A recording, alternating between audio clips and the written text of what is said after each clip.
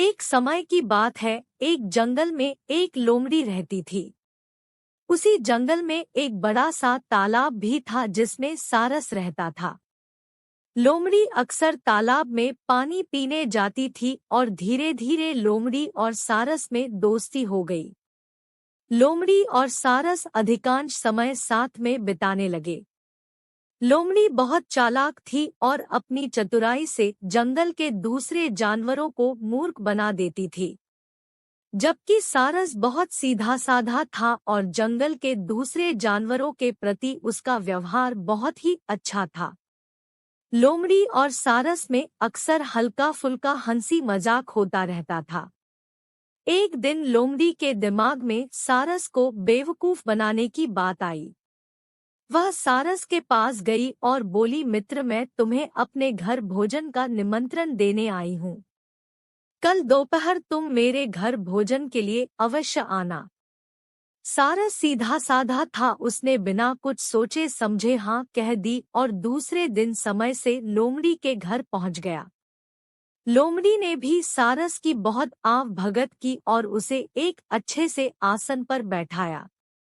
लोमड़ी बोली, मित्र, आज मैंने बहुत मेहनत करके बड़ी ही स्वादिष्ट खीर बनाई है। मुझे उम्मीद है खीर तुम्हें बहुत पसंद आएगी। इतना कहकर लोमड़ी खीर लेकर आ गई और चौड़े बर्तनों में खीर परोस दी। चौड़े बर्तनों में लोमड़ी तो खीर अच्छी तरह से खा पा रही थी, किंतु बर्तन चौड़ा होने के कारण सारस अपनी चोट से खीर से नहीं खा पा रहा था। कुछ ही देर में लोमड़ी ने सारी खीर चट कर दी और सारस देखता ही रह गया।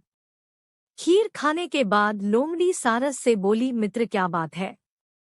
इतनी स्वादिष्ट खीर होने के बाद भी तुमने खीर नहीं खाई। सारस लोमड़ी की सारी चाल समझ गया था। सारस बोला, नहीं नहीं, आज मुझे भूख नहीं है। इतना कहकर सारस वहां से चला गया। लोमड़ी के घर से जाने के बाद सारस अपने आप को बहुत अपमानित महसूस कर रहा था और किसी भी तरह लोमड़ी से अपना बदला लेना चाहता था। सारस दिन भर यही सोचता रहा कि किस तरह लोमड़ी से अपना बदला लूं, तभी उसे एक उपाय सूझा। वह लोमड़ी के पास गया और बोला, बहन लोमड़ी, मैं तुम्हारे यहाँ दावत खा चुका हूँ, अब मेरी बारी है। मैं भी तुम्हें अपने यहाँ भोजन का निमंत्रण देने आया हूँ। तुम्हें कल दोपहर में मेरे घर भोजन के लिए आना होगा। लोमड़ी ने झट से सारस का आमंत्रण स्वीकार कर लिया। दूसरे दिन लोमड़ी समय से सारस के घर पहुंच गई। सारस ने भी भोजन में खीर बनाई। कुछ देर बाद सारस लंबी सुराहीदार बर्तन में खीर परोस कर ले आया। पतले मुंह वाले बर्तन में सारस तो आसानी से अपनी चोट से खीर खा पा रहा था, किंतु लोमड़ी का मुंह खीर तक नहीं पहुंच पा रहा था। कुछ देर बाद सारस ने सारी खीर खत्म कर दी, किंतु लोमड़ी अभी तक बिना खीर खाए ही बैठी थी। सारस ने लोमड़ी से पूछा, बहन लोमड़ी, क्या हुआ? तुमने खीर क्यों नहीं खाई? क्या खीर अच्छी नहीं बनी है?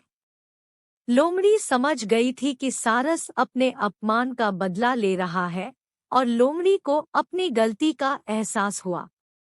लोमड़ी सारस से बोली, आज मुझे भूख नहीं है। इतना कहकर लोमड़ी वहां से चली गई। शिक्षा। लोमड़ी और सारस की कहानी से हमें शिक्षा मिलती है कि हमें कभी भी किसी का अपमान नहीं करना चाहिए।